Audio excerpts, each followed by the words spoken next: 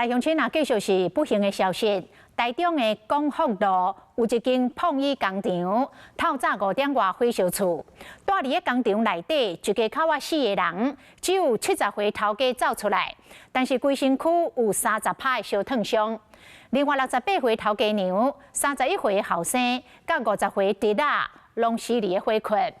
讲因为厂房内底有囤大量的碰衣的基座甲布料，而且甲工厂的大门拆掉咧，所以火咧炭烧炭真紧，嘛来阻碍着逃生的机会。火一直为工厂的窗仔烧出来，阁有真侪乌烟。消防人员到场破坏工厂的铁门，牵水线灌水来拍火，因为内底阁有3个人。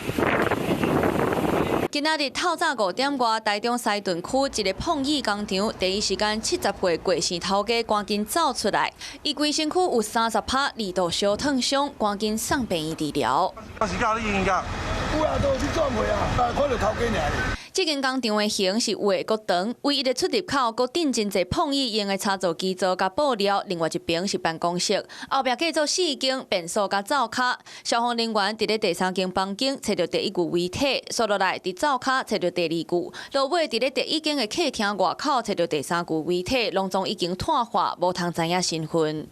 我们刚才要进去搜救，要救人，要找人的时候，所以我们不能用太大的泡沫或是水量去处理。所以它有2难，因为它的那个房间是坐在我们左侧最里面的那3间。3个死者分别是68岁头家娘、31岁后生，到50岁的侄仔。消防人员讲，因为工厂干那一个出入口，干那因为大火阻挡逃生的路线，3个人就向后面撤离。不过火势伤大，消防人员超吹时，阁有火烧出来，提升救援的难度。这个火灾嘛，甲头前其他2间厂房烧着，其中1间是料珠的工厂，业者初估这个损失嘛是上千万。